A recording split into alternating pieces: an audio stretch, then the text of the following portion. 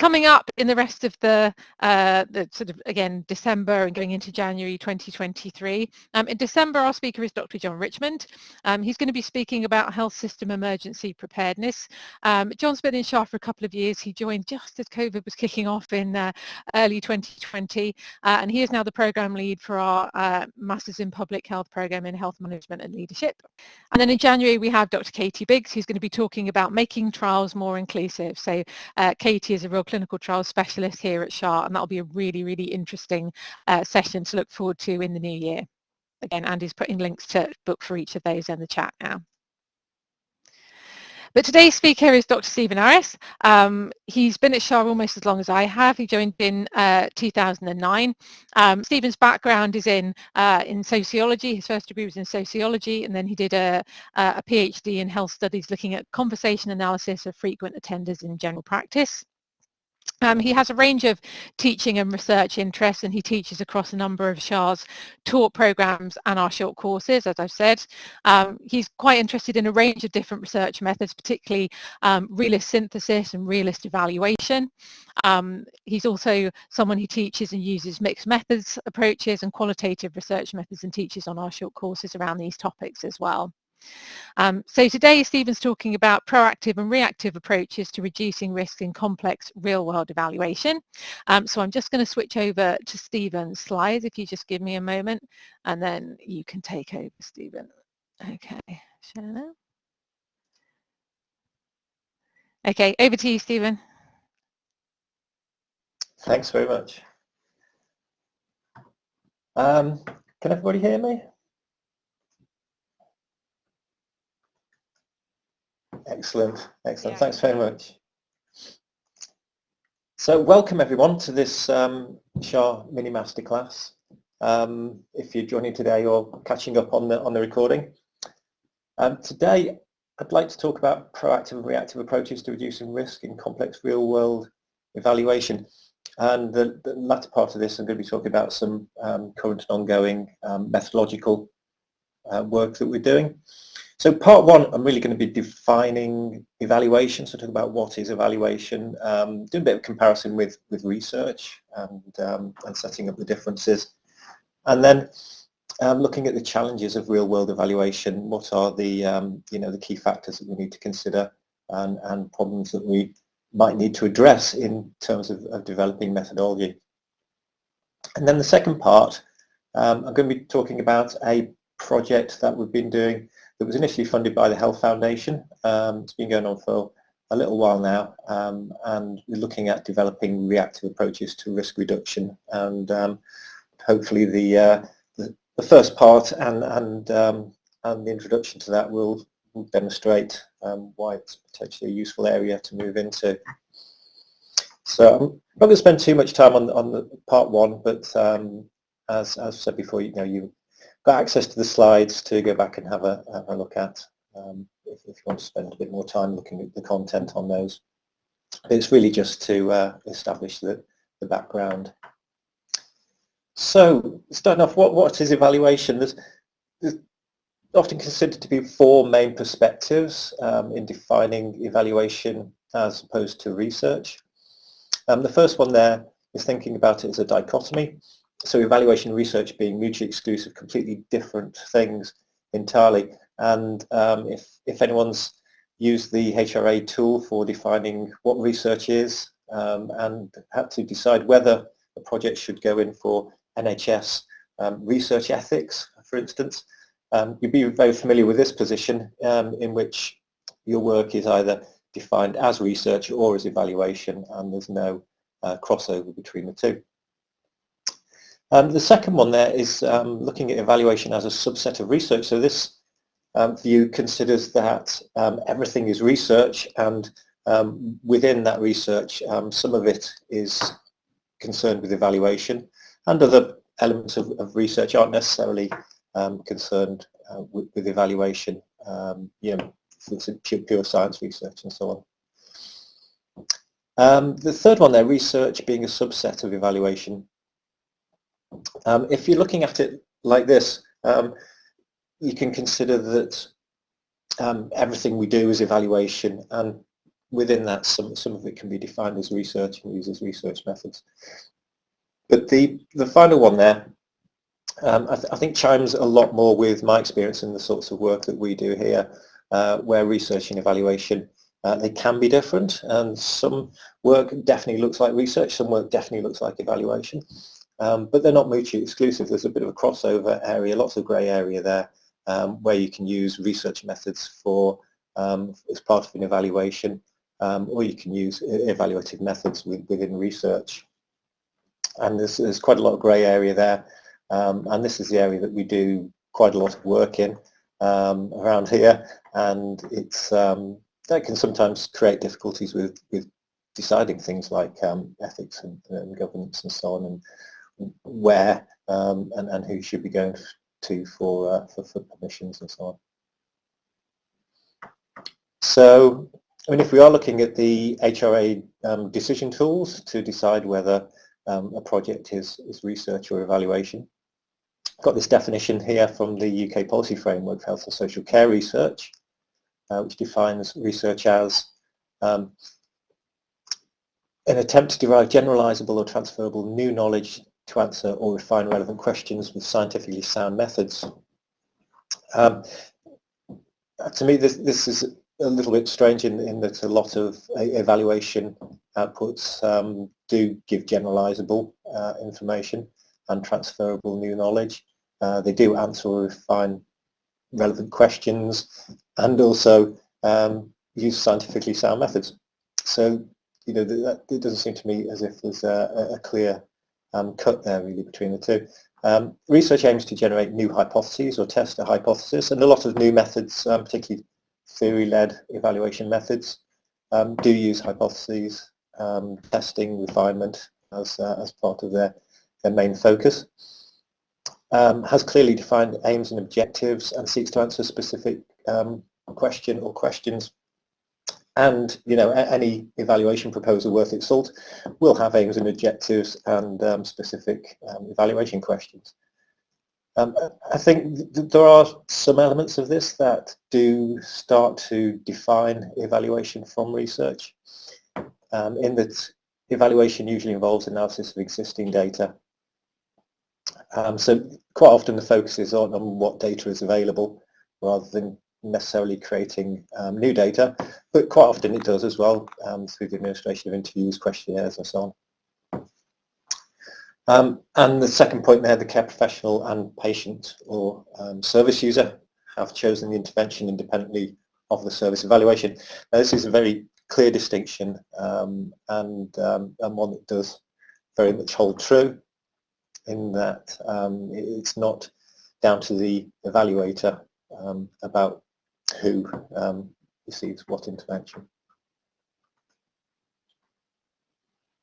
So here's just some differences between research and evaluation that I've drawn up from various sources. These don't hold true in every situation, but they tend to give a kind of a guide, if you like, to thinking about some of the key elements of each of the approaches. So for instance, in research, things like the primary aim of the project is to provide evidence, whereas with evaluation, the primary aim is to provide a service or program of change. And evaluation is the secondary priority often. And the last point there, in research, project is controlled by the researcher, whereas in evaluation, the project is controlled by the client and not the evaluator. And these are some of the elements that can start to provide greater challenges for evaluation over research. And quite often research requires this kind of stable, simplified or controlled environment, whereas evaluation is conducted in complex, changeable and messy real world.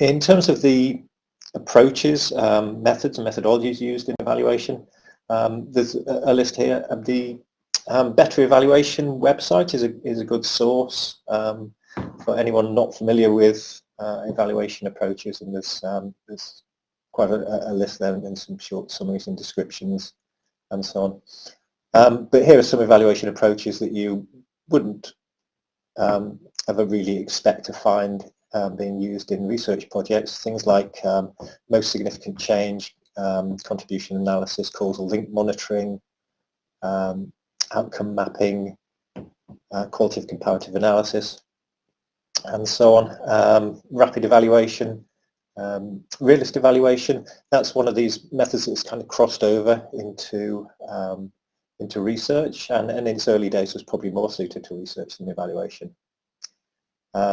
Social return investment, utilization focused evaluation, some more pragmatic approaches. So there are some, definitely some methods and approaches there that have been designed and developed in the world of evaluation. I'd just like to quickly go through a little bit of a talk about a meta-narrative review that was conducted by a master's student here a couple of years ago that I supervised, looking at the conceptualization of real-world evaluation. Just to give a kind of an idea of the sorts of things that are going on that are called real-world evaluation. So it aimed to look at the term real-world evaluation, how it was used, and to look at the characteristics of real-world evaluation, looking at the different paradigms and disciplines using real-world evaluation or describing their work as real-world evaluation, and looking at historically the influential authors and theories.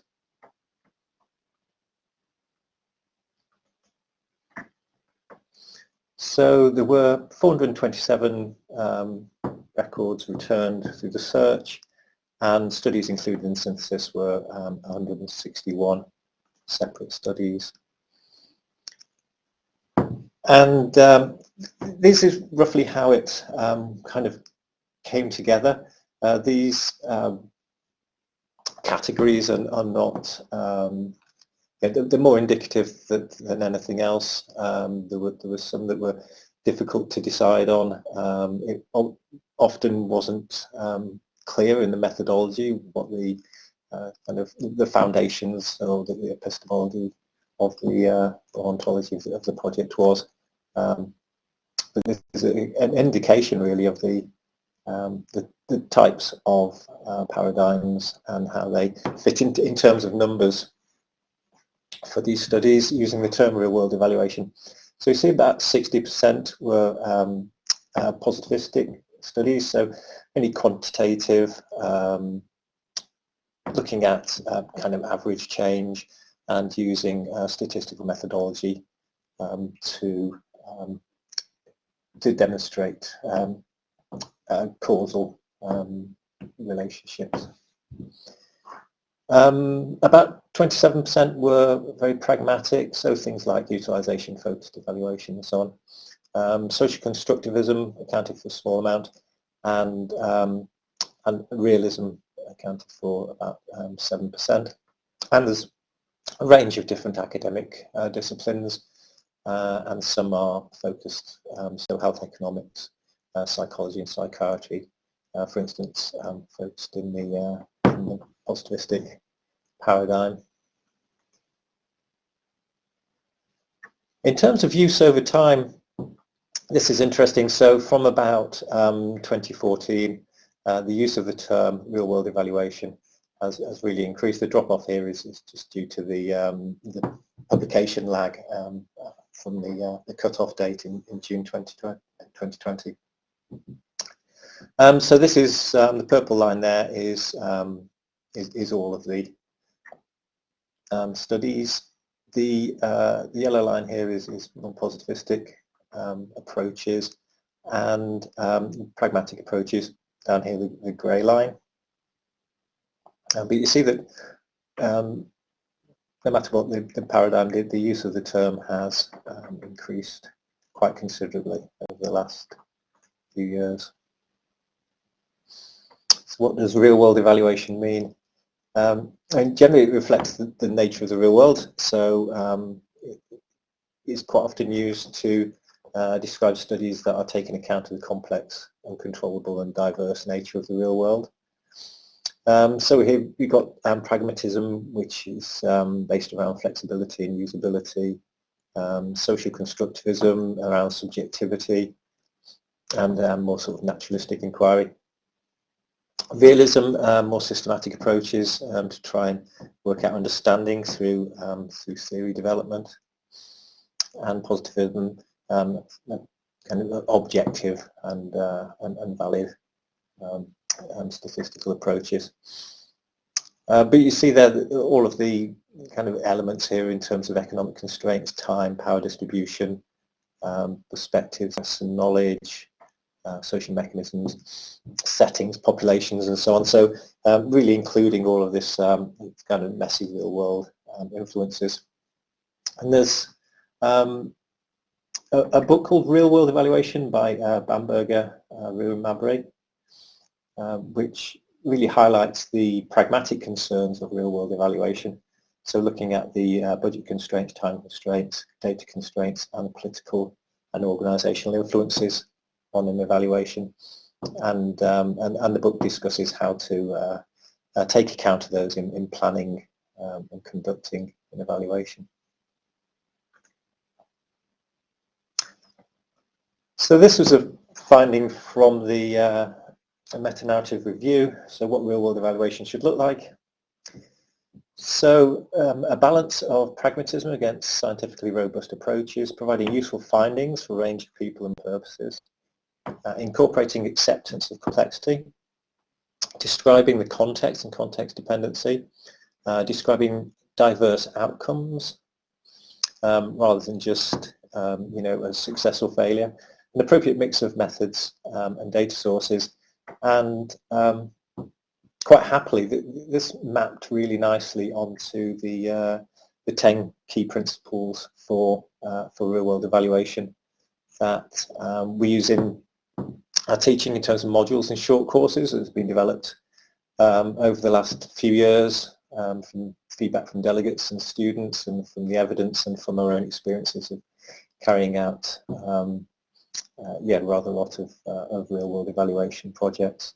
So understanding and working within practical limitations, establishing the purpose and focus of the investigation, identifying, mapping and engaging stakeholders, ensuring the usefulness of the evaluation, understanding complex elements of setting an intervention, which maps directly onto this, and concentrating on change mechanisms in establishing the area of investigation, developing, refining and testing theory, ensuring appropriate data for complex evaluation, and initially developing an appropriate theoretical approach.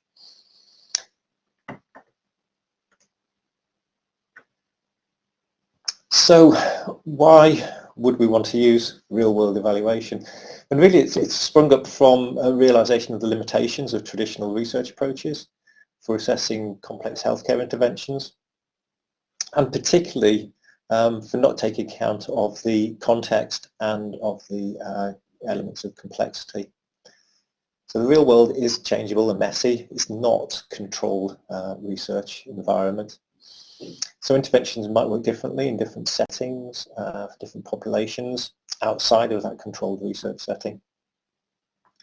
And innovation is very complex. It's often not a case of whether an innovation works or not. Quite often an innovation will have inherent qualities that make it generally a good thing to do. But it's the extent to which that can be made most effective and efficient and made to work in the setting is important. And the more complex the intervention, the more important it is to understand not whether it works or not, but what are the active ingredients, how might it work differently in different contexts, and what works for whom and why. And so this demonstrates really the increasing importance of incorporating theory-driven approaches into real-world evaluation. This can be demonstrated by looking at problems with fixed interventions. So really demonstrating why we need to understand how things work and what flexibilities can be built into innovations. So traditionally, evaluation is concentrated on just outcome assessments of overall interventions, not necessarily on the processes or context. And what tended to happen is that interventions lose their effectiveness as they're more widely implemented, and this is a phenomenon described as Rossi's iron law of evaluation, which states that the expected value of any net impact assessment of any social program is 0. The best a priori estimate of a net impact assessment of a program is that it will have no effect, and also means that the average of net impact assessments of a large set of social programs will crawl asymptomatically towards 0. And there was some work by Parry and colleagues that demonstrates and kind of visualizes how this might work. So we have there and the number 1 diagram there, how an intervention is normally implemented in a small set of contexts that are quite friendly for it. So it's not going to have too many difficulties surviving and being effective. But as an intervention is rolled out to more and more contexts, it starts to fail because the wider range of settings and contexts, they start to become more hostile environments for the intervention if the intervention is fixed. So the result of taking this idea that's emerged from a small number of settings with narrow context and then spread it as kind of a fixed intervention or fixed protocol is that it starts to fail as it comes up against new contexts and new settings. So what we can do to try and counter that is to understand how and why the intervention works, understand the complexity, understand the context in which it works, so we can tailor the intervention to work in a wider range of contexts, or to understand the context and settings where it will work and where it won't work, and implement it accordingly. And so this approach really came out of this understanding of the black box problem, in that an intervention would have outcomes, and there were implicit assumptions really being made about why an intervention would have outcomes. And we can add on to that an outcome evaluation here would look at the intervention and look at the outcomes and say, we did this intervention, these were the outcomes, and we think that the intervention had something to do with these. You can sort of various ways of demonstrating causal relationships. And we can do a process evaluation to look at the intervention, see how it was implemented. But these assumptions here remain implicit around the relationship between the intervention and the outcomes. So to address this, theory-driven or white box evaluations have been developed, where interventions can be tailored to variable contexts. There's a whole range of mechanisms at work to translate these interventions into outcomes, and we don't just get one outcome, we get a range of outcome patterns dependent on the mechanisms that are working and the variability of the context. So we end up with a set of theories or conjectures that we can then use to apply and to understand how the intervention is going to work in different contexts. There's a really increasing importance of real-world evaluation. So I've got some examples here. The NIHR Eye for Eye Challenge Award on real-world implementation. It's called real-world implementation, but what we're really looking for is implementations with associated real-world evaluations. So very much engaged with contextual adaptation, effectiveness in practice, so in context validity, and really engaged with the emerging complexities. So when something is new and placed into existing complex system, there's opportunities to gather new learning. So understanding how new technologies will work in the real world is recognised as being a crucial part of bringing benefits to patients. And various frameworks for looking at implementation, for instance, of new healthcare technologies. So the NAS framework from Trish Greenhalgh. Also, takes account of this effect. So the more complex an innovation or the setting in which it's introduced, the less likely it is to be successfully adopted, scaled up, spread and sustained. These interactions are unlikely to be elucidated by randomized controlled trial design that still dominates much healthcare technology research. Rather, we need studies that are interdisciplinary, non-deterministic, locally situated and designed to examine the recursive relationship between human action and the wider organization and system context. So, there are a number of frameworks and different approaches that are actually taking account of this need to understand context and incorporate complexity.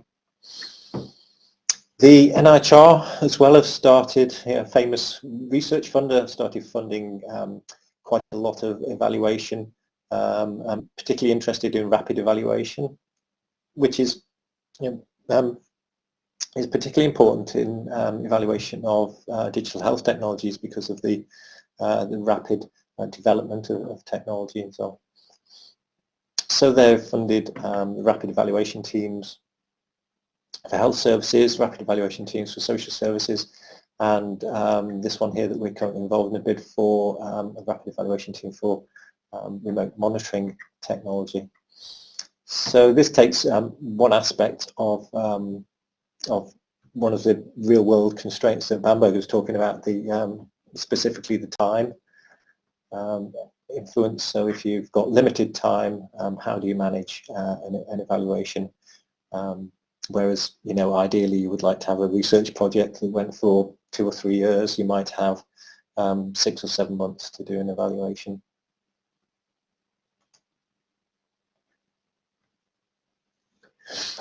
As well, organisations like Midlands and Lancashire Commissioning Support Unit state that in their guidance, if innovations are to be scaled up, it's important to understand factors that led to their success, understand the context in which innovation was delivered, and even successful innovations have elements that don't work well. It's important to identify them for these so the innovation can be refined if spread. So very much engaging in some of the real-world issues around what we need to understand if we're going to be able to make the most of innovations. In the USA as well, there's been a big focus on the use of real-world evidence, real-world data use, and real-world evaluation. And the National Evaluation System for Health Technology was established to accelerate development and translation of new and safe health technologies using real-world evidence. And there's also been these doubts about the value of randomized controlled trial evidence. So this study was done in 2020 looking at the eligibility criteria for the populations, for identifying populations. And it found that the comparison between the trial and the real-world cohorts weren't similar at all. So even though trials were actually trying to control for this and manage the cohorts in order to reflect the real world, it was found that the real-world data was actually more valuable in terms of understanding the cohort.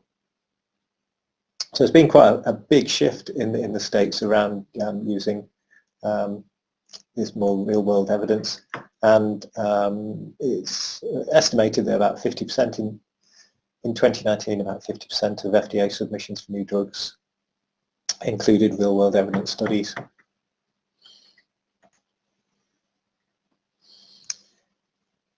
So the approaches that a lot of real-world evaluation draws on is based on post-positivism and complexity science.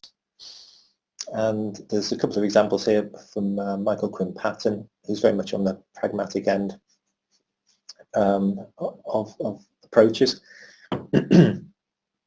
and Ray Pawson, who has developed methods for realist evaluation. And you see how they've engaged in the issues of complexity. So Michael Patton is taking a more traditional view, looking at non-linearity, emergence, adaptation, uncertainty, dynamism, and co-evolutionary aspects. And Ray Pawson has used elements of complexity and applied them to developing and carrying out real-world evaluations. So what does real-world complexity look like in practice? So just some examples here, quickly run through. So this was some work that was done by Nick Tilley and colleagues in 2015. And interesting, it was looking at the use of alarms on houses and how that can deter burglary. So in the first study, 92 to 96, if you had an alarm, you were going to be less likely to be burgled. In 2008 to 2012, we looked at the similar data and found that if you had an alarm on your house, you were actually more likely to be burgled, and no matter what other, pretty much whatever forms of other security you had. And I think this just demonstrates the reasons why it's important to engage with the theory when you're looking at complex real-world evaluation, because they were just looking at the figures, and I think if you're just looking at the figures, you'd say that burglar alarms shouldn't be encouraged, because if you have a burglar alarm, you're more likely to be burgled. But they realised that they need to know more about it, so they came up with some possible explanations, and these hypotheses could be taken out and refined and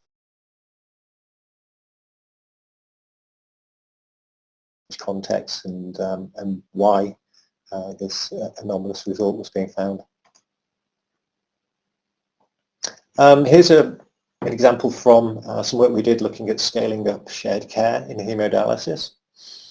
So the idea was to change behaviour for patients to carry out more tasks for themselves.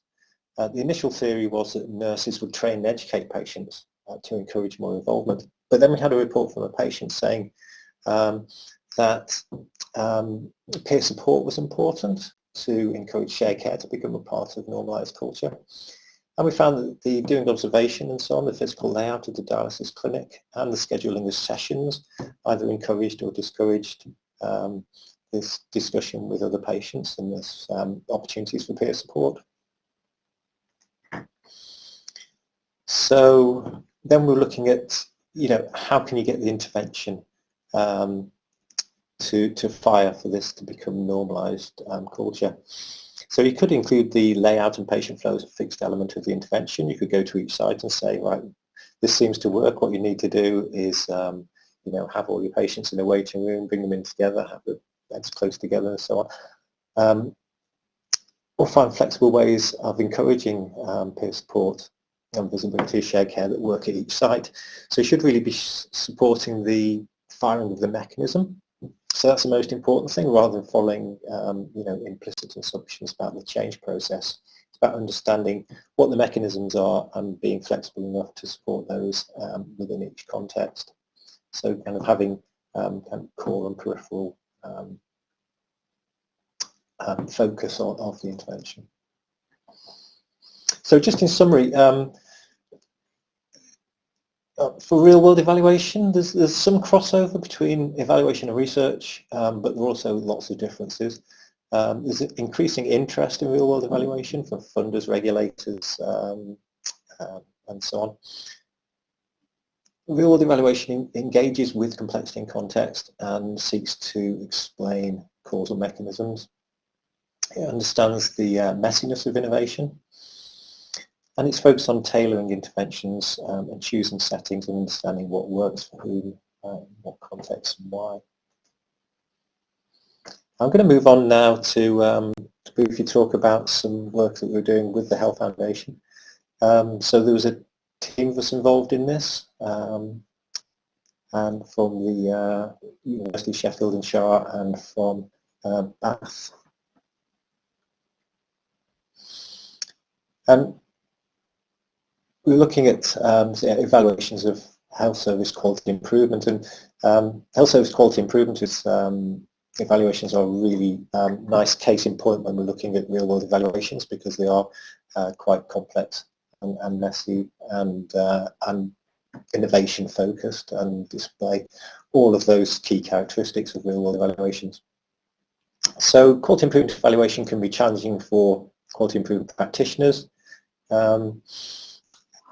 Evaluation methods are quite often academic, very specialist and in constant development.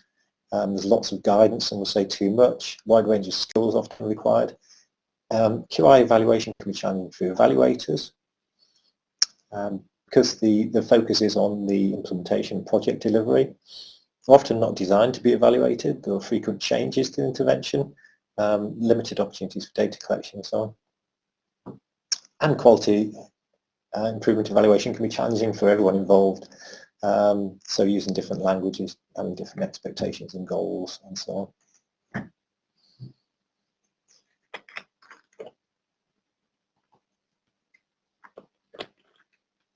So the project aimed to increase the knowledge and practical skills in relation to evaluating quality improvement, to develop guiding tools to support evaluation of QI, and improve relationships between the communities of practice of quality improvement and evaluation. So the key principles were co-design and reconciliation by bringing together practitioners from quality improvement and evaluation communities. And we hope some practical approaches to common problems, and to address tensions or conflicts between each group, and try to enhance the relationships ongoing between quality improvers and evaluators. The original plan post-lockdown went through a lot of different iterations. We got funded just as lockdown was happening, and so had to change our plans a couple of times. But this was kind of the key one post-lockdown.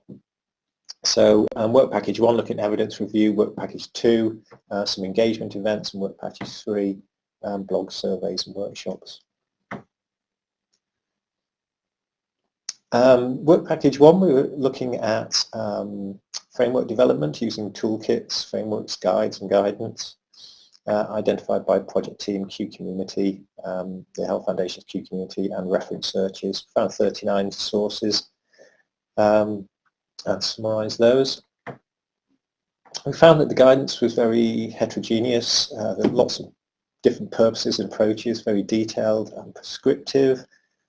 And found as well that general evaluation guidance could also be useful. So there was a kind of a proliferation. There was a lot of different guidance we could use.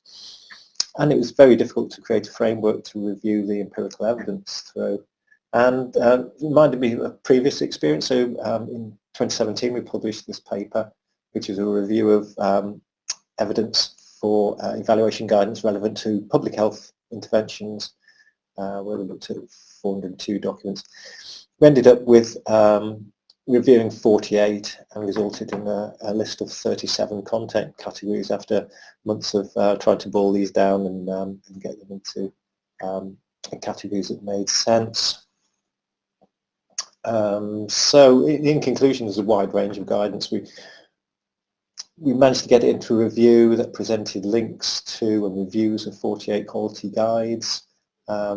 It's stated that it facilitated quick and easy access to multiple selected sources of specific guidance. But to be honest, I think it's debatable how useful this is for anyone other than people who've got already quite a good understanding and experience of evaluation. It's a really good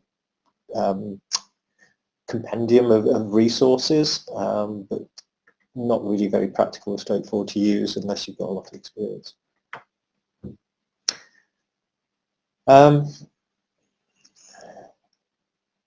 So in summary of this guidance, so the proposed mechanisms by which the guidance was supposed to work was to design evaluations to prevent common problems. So the guidance would bring up things that could be common problems and say that, you should do things such as early engagement, develop program logic, co-produce your evaluation, plan your evaluation outputs, produce concordats so that everybody was in agreement of what they were doing, ensure appropriate resources and expertise, identify target audience and so on. So all these strategies to put in place a perfect plan. So there was this overwhelming variety of evaluation guidance, really. It was very challenging to summarise, organise or present in a useful or practical format. And the implicit assumption was that if the guidance was followed and evaluations were well planned, then everything would be fine. There'd be no problem. So the attempted summary of the guidance faced similar challenges to that previous work. The literature is very theoretical, difficult to translate into practical advice. There's a wide variety of priorities and approaches. There's a danger of becoming cumulative when you start putting it all together. And on their own, each were probably not sufficient, so it was probably useful to take different elements of different guidance for different settings. So we address this by shifting the focus to exploring actual examples to then inform stakeholder engagement. So evidence review part 2. We searched Medline and Web of Science for 101 papers of actual evaluations of quality improvement projects and extracted data from 41 of those. So all 17 of the UK papers and 24 of the available 84 non-UK papers, split into high-income and low-income countries.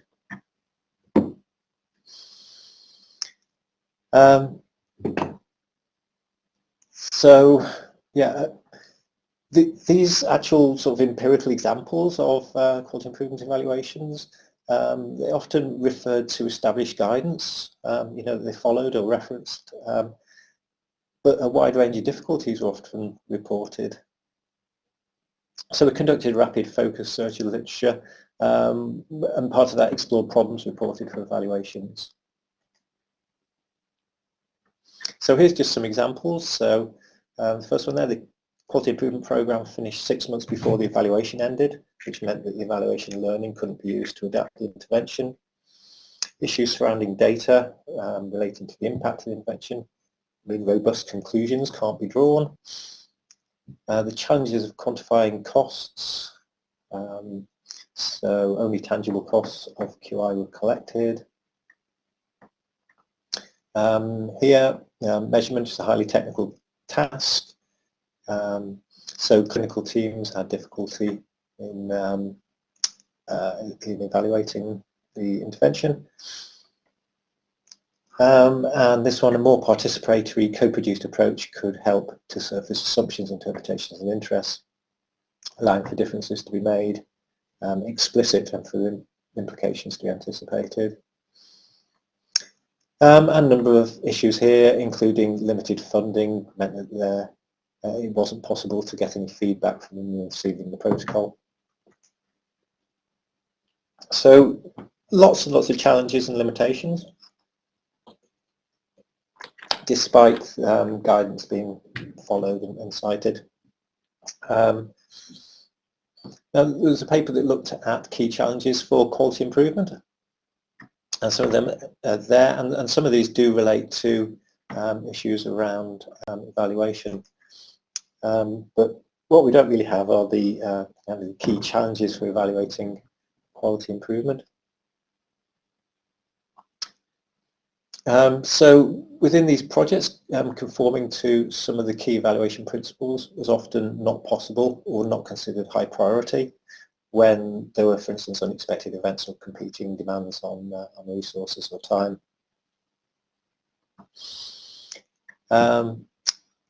So these sort of situations, some unexpected change or diversion of views, for instance, pose significant challenges for the usefulness of evaluations. We conducted some virtual study groups using discovery, action, dialogue, liberating structure over the summer last year, and there's some numbers there, 14, 11 and 8 in the 4. online virtual study groups.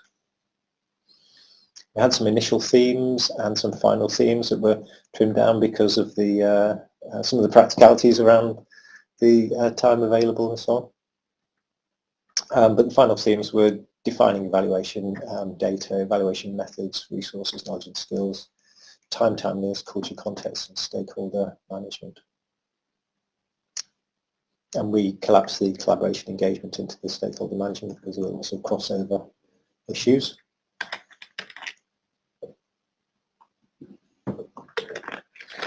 So we asked in the virtual study groups, how do you know when there's a problem? How do you contribute to effectively solving it? What prevents you from doing that? And what are the agreed lessons or actions? And we also had a blog on Health Foundation website. We had an online survey, and we conducted a workshop at the Health Service Research UK conference earlier in the year. So we've been following up these issues and trying to really crowdsource solutions to understand how evaluations go wrong and how to fix them. So there's an element of preempting problems which all of the guidance seems to be focused on, sort of guessing what problems are going to happen in designing evaluation to avoid those. But we found that there's also a need to recognise emergent problems, attempt to solve them, and quite often attempts to solve them in the literature just came up against barriers that needed recognised and addressed.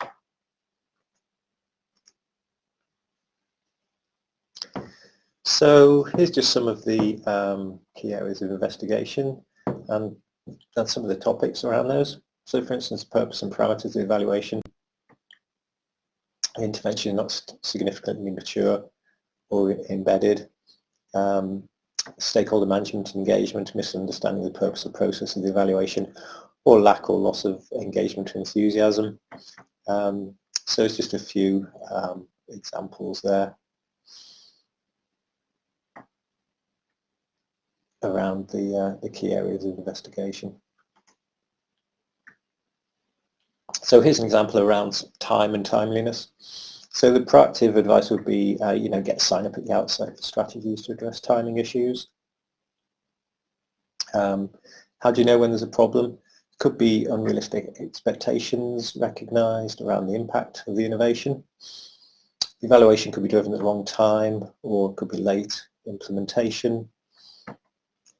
How would you contribute to effectively solving it? So you could perhaps build in repeat evaluations, ongoing monitoring mechanisms to check impact over time, or maybe even redistribute resources. Things that could prevent you from doing that are funding, capacity, resources, pressure on health service delivery and so on. So there could be some key lessons or actions there around possibly sharing learning from good models of evaluation, managing expectations around failure, and accepting the possibility of implementation or evaluation delays and planning around those. So you see how there's kind of guidance structured around these, this framework might start to work to provide a more holistic view rather than just pre-planning and then just having to make up ad hoc when things start to go wrong. So our current status and next steps.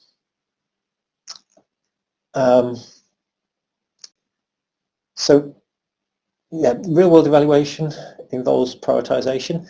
There are constraints and limitations around time, data, resources, funding, etc. So it's very difficult to follow all of the guidance perfectly and put in place, all of those preemptive elements to try and prevent problems occurring. You're unlikely to anticipate and plan to avoid all problems because we're working in this very complex, messy world. It's very unpredictable and emergent. So despite whatever planning you put in place, unexpected problems are very likely.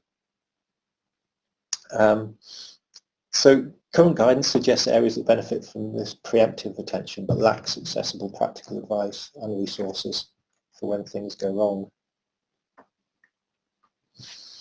So we're working on this proposal that we should combine proactive and reactive approaches to reducing risk in complex real-world evaluation.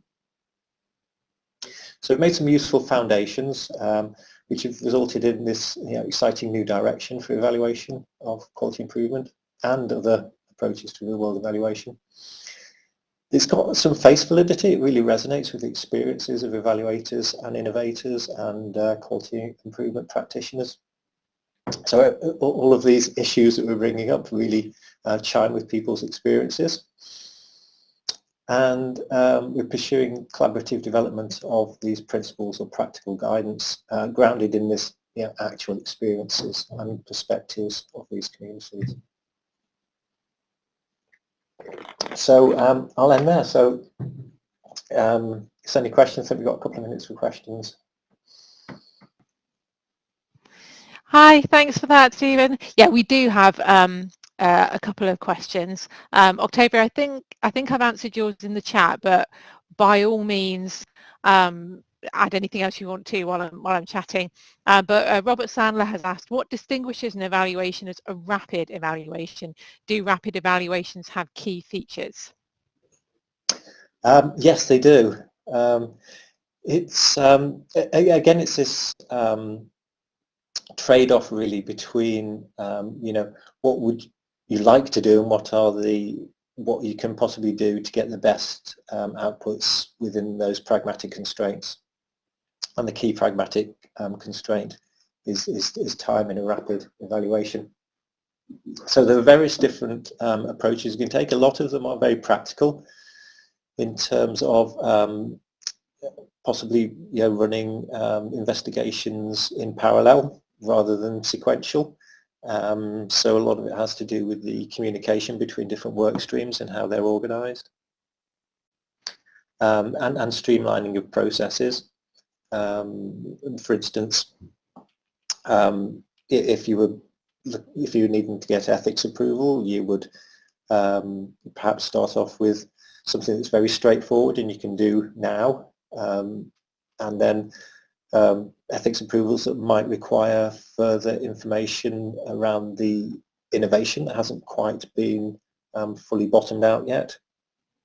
You can plan that for later on in the evaluation. So it's just really thinking about those time constraints and how you can practically work within them. There's developing literature on rapid evaluations, particularly with the NIHR now funding these teams that are not only have reasonably high output, but are well documented, because a lot of the rapid evaluation that goes on is fairly poorly documented, in that most evaluators just work under funding constraints as well. And alongside the time constraints, it can be difficult to get publications out. So the evidence is very much biased away from real-world evaluations. But that's improving. Okay, thanks for that. Bill has asked a question. He says that during his PhD at EE Sheffield in collaboration with Sheffield Children's, we were working towards development of a product for remote monitoring of type 1 diabetic patients. We recruited a few patients and I visited the house of one patient when they were facing some technical problems. Will it be considered research or evaluation, or research and evaluation, or a clinical trial? I suspect you might need more details to answer that, but... Yes. Yeah. And I mean, when we are doing real-world evaluations, I mean, some of the activities will definitely be research and look like research. So all of the activities need to be viewed on their own merits. And if you are doing activities that definitely look like research, then you would have to, for instance, if you were conducting in the NHS, you need NHS ethics approval and so on. So that understanding of the differences between research and evaluation can be very important, but very much on a case-by-case basis, and very much associated with the activities and the details around them. Okay, have we got any That's more? not a very positive answer, but that's the underlying and things to take into consideration. Okay, unless we've got any more questions, it is just gone 2 o'clock, so we better stop there. I'll just stop the sharing and the recording. But if anybody else does have any questions they want to add in the chat in the next minute or so, by all means feel free to do so. But thanks for coming on today, everyone. I can already see a few people heading off and putting their thanks in the chat. But thanks for joining us again today, and we'll look forward to seeing you hopefully in December with Dr. John Richmond.